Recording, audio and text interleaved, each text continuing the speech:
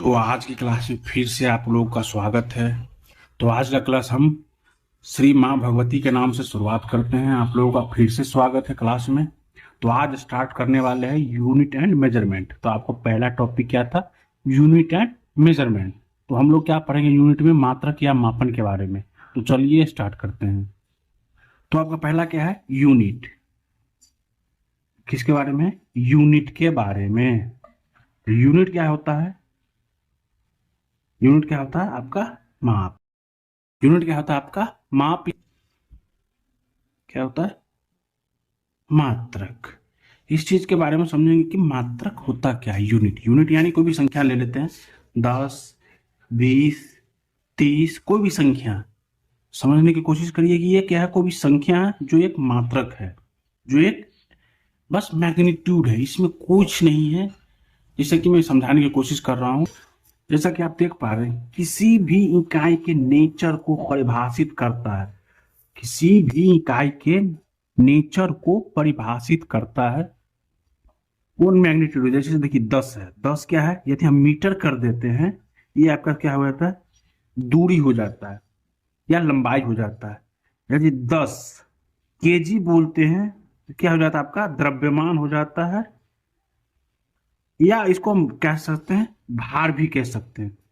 मतलब क्या है? ये केवल 10 रहेगा तो क्या हो गया? आपका मात्रक। इसमें जो इसमें आ गया मैग्नीट्यूड के साथ दिशा भी, यानी दूरी होगी मीटर में, एक केजी हो गया यानी आपका भार। ये क्या हो गया आपका? It's denoted the nature of quantity.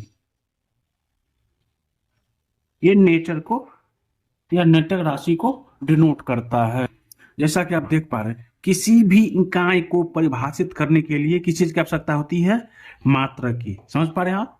किसी भी चीज को वर्षा परिभाषित मतलब परिभाषित, इसको डिनोट करने के लिए किसी भी इकाई को किसकी आवश्यकता होती है? आप देख पा रहे मात्रक की। हैं मूल मात्रक यानी बेस यूनिट यानी फंडामेंटल यूनिट भी कहते हैं। इनको कुल 7 भागों में बांटा गया है।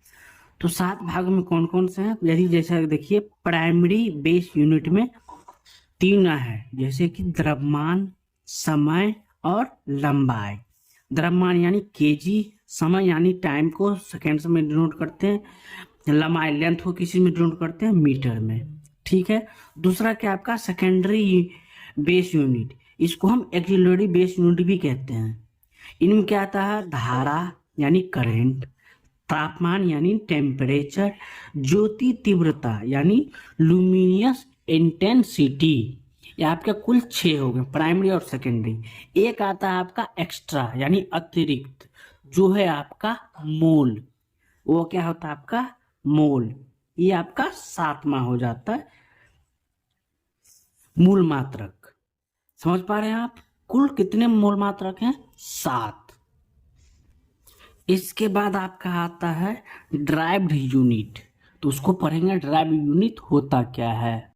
जैसा कि आप देख पा रहे हैं, ड्राइव क्वांटिटी या यूनिट जो है वो क्या होता है? वे भौतिक राशि जो मूल राशि की सहायता से व्यक्त किया जाता है। जैसे क्षेत्रफल या वेग या घनत्व।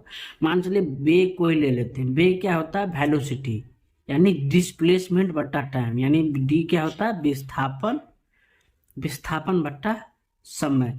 विस्थापन को कैसे से डिनोट करते हैं? मीटर में, और समय को सेकेंड में। देखिए आपका आ जाता है मीटर पर सेकेंड। ये आपका ड्राइव्ड यूनिट हो गया। इसकी मूल राशि की सहायता से इसको व्यक्त किया गया। तो ये आपका हो गया ड्राइव्ड यूनिट।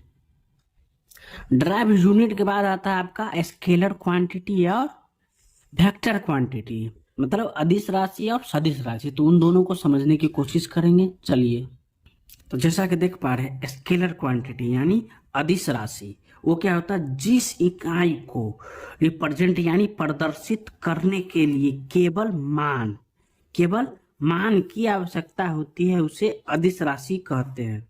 जैसे कि डिस्टेंस क्या होता है? दूरी। कुछ दूरी होगी, टेढ़ा करके हो, जैसे भी हो।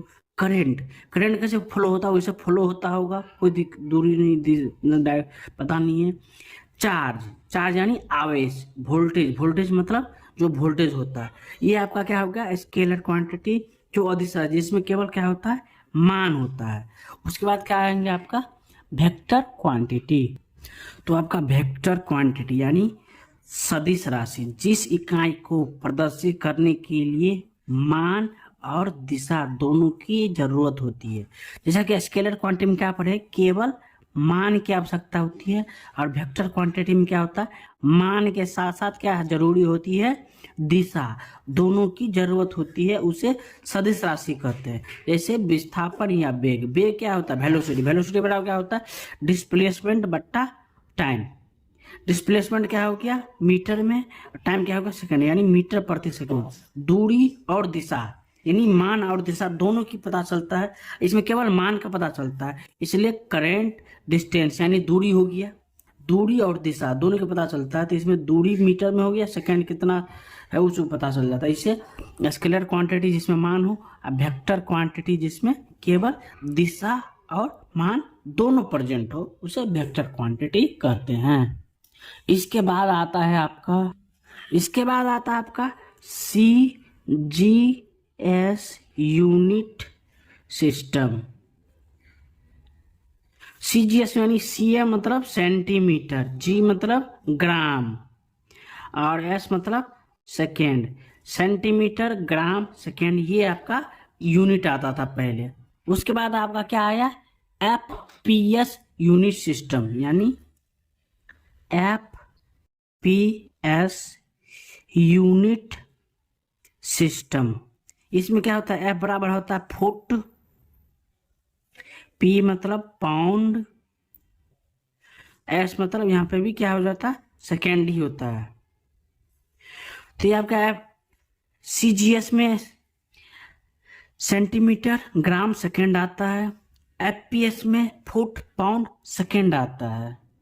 ये सब आपके यूनिट सिस्टम में आते हैं, जो आप लोग आगे मेजर में भी पढ़ रहे हैं, और आगे भी जो आएगा सिलेबस में, जैसा कि मैंने टॉपिक में बताया था, ALP के सिलेबस जो मैंने पिछले क्लास में डिस्कस किया है ना, उसी के रिगार्डिंग आपको जितने भी सारे क्वेश्चन होंगे, जितने भी सारे आपके ऑब्जेक्टिव होंगे, जितने भी सारे आपके थ्योरी पेपर होंगे, सारे को उसी तरह से गाइड करेंगे। तो आज के लिए इतना ही। जय माता दी।